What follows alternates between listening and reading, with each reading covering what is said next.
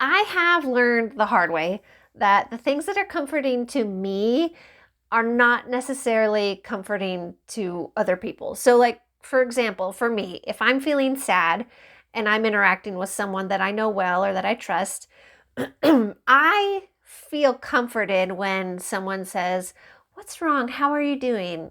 Do you want to talk it through? Do you want to share?" And I'm like, "Yes, please. I want to talk." And I want to talk things through. If I'm feeling any sort of unpleasant emotion, sadness, anger, whatever it is, burnt out, I really like being asked how I'm doing and do you want to talk about it and someone exploring my feelings. So I have learned that not everybody likes that. For some people, that stresses them out. It makes them feel worse. And I've also learned that that's not right or wrong. There's not like one right way that every single person needs to process difficult times or difficult things or difficult feelings. So I feel like what's happening in the world right now, and not just world and country circumstances, but also in our own personal lives when we're experiencing difficult times, painful times, stressful, burnt out, whatever, fill in the blank unpleasant times. I feel like if you are someone who normally reads a book, if you're a reader, I don't know if you call like someone a reader, if you read books, if you enjoy books, it can be a little interesting when it comes to either just your own personal difficulties that you're working through or like right now, difficult world circumstances on top of probably your own life as you're in a difficult, uh, well, for me, difficult country circumstances, worldwide, everyone's got, it's a whole thing, you know.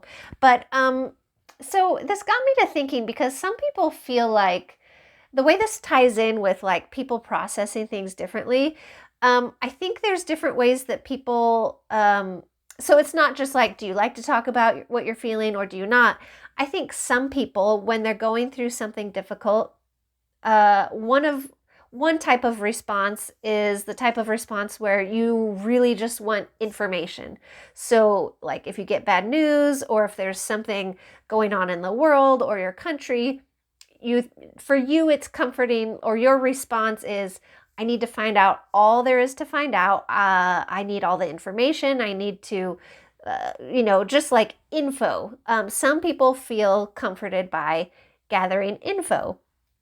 Some people feel comforted by not gathering info because that can be overload and stressful. So they want a like more of an escape, or like a distraction, but not like, I'm not talking about like in a bad way, like, oh no, you're distracted, focus, like like a healthy distraction, like, hey, you can't keep carrying these burdens without a little break, so why don't you have a little distraction, and then there's also just straight up burnout or numbness, where you just don't know what to do or don't feel like doing anything. So that can happen in non-reading type situations, of course. But I was starting to realize that this can also affect people who enjoy reading. And I've noticed there's different ways that I personally have felt. I'm not even just one of these ways. I have gone like all the things I just described. I feel like I've experienced all of those as far as reading goes. So I previously, was it my last video? I think it was my last video. I talked about like, these are difficult times for most people. And in various, it's different for everybody, but in general, I would say it's safe to say that these are at the time of this recording on my imaginary watch, February 2026. I think it's safe to say that generally there's a lot going on and it's stressful and overwhelming and all different kinds of things. So I've noticed that I have different ways of responding. So my first things, as far as it affecting my reading, I at first thought I'm going to read a book about centered around World War II. And it was like this 600-page book that was wonderful and great. And if you go back to my previous videos, it's several videos back. I mentioned it in a couple videos, but feel free to check that all out if you want more details on what that book was. But my response to difficult things going on was, you know what? I'm going to read this 600-page book. It was historical fiction, but it was helping me to gain an understanding of more around the circumstances of World War II through a fictional character's life. 600 pages. It was really good. And I learned a lot. And so I that was my thing of like, you know what? I think I'm just going to be reading like World War II fiction, you know? I'm ready for this because normally I don't want to read anything that could possibly be like, you know, devastating or like, oh, I can't read this. No, this is too painful. But for some reason I was in I guess I wouldn't call it like information mode, but it was kind of like gathering information, but in a fictionalized way of getting information. And I was finding comfort that way in dealing with the times. Then I thought I wanted more of that. And then I realized I didn't want that. And I wanted something funny. So I picked up Jeeves in the Morning by P.G. Wodehouse. This worked wonderfully for a great, lighthearted, like I just needed to laugh. I'm cautious to recommend this because there are some things in here that did not age well. It's like very dry British humor from back in the day. Like it said 1970 something on here, but then the characters are from the 30s. So I don't know exactly when this author wrote all the Jeeves and Wooster stories. But anyways, in general, except for like a few things in there that I read and was like, oh dear, that did not age well. So use caution. But in general, this worked to be like ridiculous, unrealistic, humorous situations that are just over the top and dry British humor. So it's not like slapstick stuff. It's kind of like, it's hard to explain. But if you like British humor, so this would be your type of thing. So I read this and it did it for me as far as like, oh, okay, yes, I can laugh too. The world is not all heaviness. There's also some levity. So then I wanted something else funny. And I was looking at all my shelves. I have other piles here. I have piles you can't see. They're piles of books. And I was looking for something funny. And I was like, I couldn't find anything quite like a Jeeves and Wooster type story. So then I was like, hey, I picked this up for $1 at a secondhand store, and it was Dial A for aunties or aunties, depending where you live. And I started reading it. I realized this is not for me. I didn't realize it was going to be kind of like a, what's that movie? Weekend at Bernie's kind of thing? Like, where they're trying to help her hide a dead body, and that's not my thing. Plus, I, for some reason, did not read I usually find, before I read a book, I usually go on to a website that has like content warnings for tons of books, like different things that if there are things that you are not wanting to read, then you can go, oh, thank goodness I saw this on this website, and now I know I don't want to read this. I didn't do that, and so I read this, and then there were things where I was like, I did not know that was in there. So I did not finish this one, but I was like, I still wanted like something not super serious and dramatic. Nothing was quite striking the right chord for me. So I kind of went for my next bet for lighthearted. And this is The Stories We Tell by Joanna Gaines. So this was helping me with like, it wasn't quite like a distraction with humor, but it was something meaningful. And it was, I highly recommend it.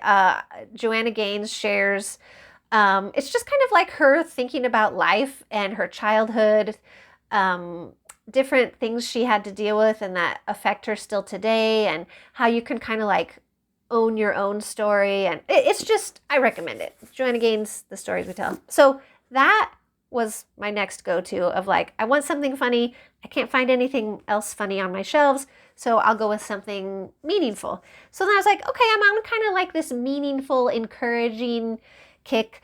So then I went to read, and I read The Rise of the Truth Teller by Ashley Abercrombie.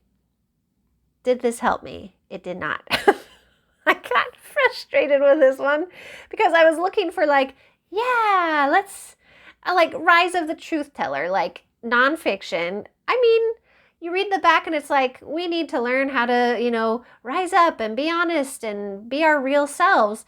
But that didn't really happen here. It was more like a bit of the author's life story plus just her thoughts on like current events, which weren't current to now. They're like 2019 and like theology a little bit. And it was just not the like, yes, be the real you. And here's how to not, hide what you're really going through and to be authentic. And it wasn't that. So that didn't quite work for me. And then surprisingly, after all of that, on that journey of I would like to be distracted, I want to read something funny, and then I just settled for something inspiring and encouraging. After all of that, I actually did land on reading The Last Bookshop in London by Madeline Martin. And I remember I said I was like trying to get away from like this is literally a World War II fictional, historical fiction. And I was even thinking to myself, Kendall, why are you reading this thing that you said you wanted to not?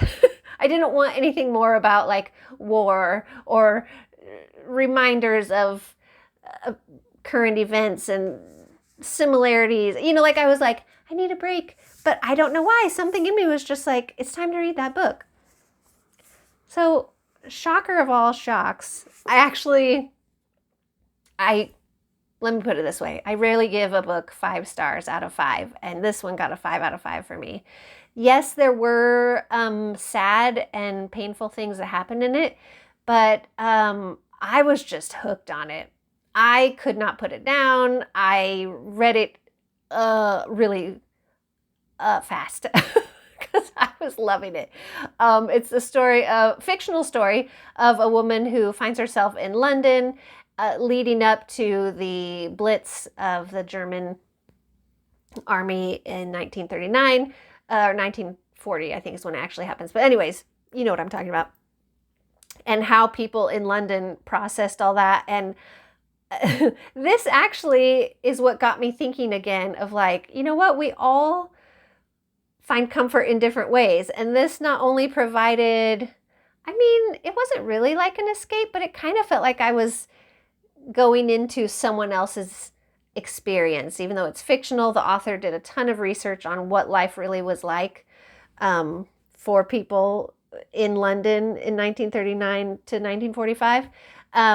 And so, yes, it was kind of like, oof, this was rough to feel like you are in this terrible situation, but it gave me a huge appreciation for the people who went through all of this, their courage, the ways that they pulled together in community and were there for each other and sacrificed for each other. It was great. Plus, it was a great depiction of, since it's about a bookshop, there's discussions of why do people love books so much, and they love them partly because of it's kind of like living another life and experiencing someone else's situation without having to actually be there yourself. And I was like, that's exactly what's happening to me as I read this book. It was just like layers upon layers. Plus, I would like put down the book and Google things like, did this really happen in London in 19 whatever? And I was learning so much. Like, I feel like if I were to ever teach a class on, World War II, this absolutely, I would include this in the curriculum for like teens or college age students, adults. 5 out of 5. And I cannot believe that I actually wanted to read something. I came full circle on reading something about World War II, which was making me feel like, why is this helpful to me? Partly it was kind of an escape, but it was like informative. So then I found myself being comforted with like information, like, wow, I'm learning so much, and appreciating what people actually went through, and then just being inspired for, if we ever find ourselves in similar circumstances, how to come together for your community and the people around you, and to sacrifice and do what you can. It was just great. But now, but now, because it was heavy in a lot of ways. So now I'm onto like, okay, now I need a more of a lighthearted escape. So, it's in a different room. So I'm reading, what I'm gonna start reading now is a cozy mystery, which is like, they're very light and low stakes. So all that to say, like, if you are finding that you don't even feel like reading right now, that's also okay. This video is to say we all process weird times in different ways. So we're all of us living through extremely weird, difficult times in one way or another. I just wanted you to know that if you are, the ways that you are needing comfort, like if you're wanting to read and just be like, I just want a little escape, like, you read what you need, right? So if you need a little escape into something that's like a fairy tale, or just a lighthearted small town mystery where, there's a cat helping you solve crimes, like, if that's what you need, I feel like it's okay to not have to constantly be gathering information and following every single bit of news that comes out. It's good to know what's going on in your world, but you can only take so much, right? And I think the biggest thing is to make sure that we are being there for others also. So pulling together with your community or finding community, and then also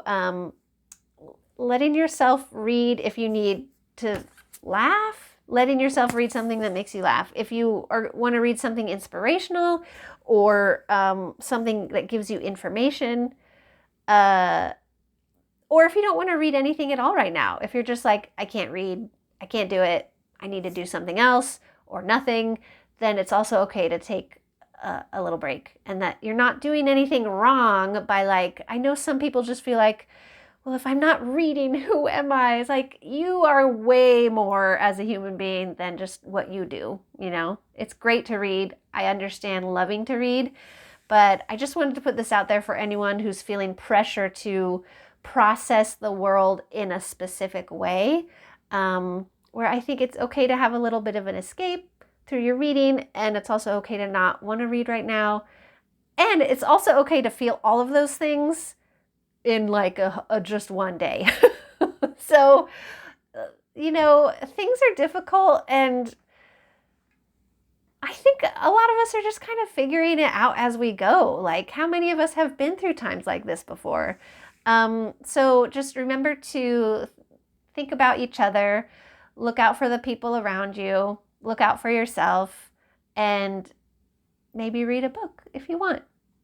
So, how have you been reading? What are your reading habits as you go through difficult times? Are you someone who's like, give me funny books all day long? Are you someone who's like, no, I need information? Or are you someone who's like, I'm not reading right now, can't do it? So let me know in the comments. And also, if you have any great recommendations for any of those categories, humor, escape, what are the others? Humor, escape, information, whatever recommendations you have, feel free to put them in the, what do you call it? Comments? Yeah. But also, if you don't want to say any of that, but you'd like to let me know that you were here and you watched to the end, then put maybe like a little book emoji, or some sort of emoji that seems comforting. Like, what would be a comforting? Coffee? A coffee emoji or a book emoji? I don't know.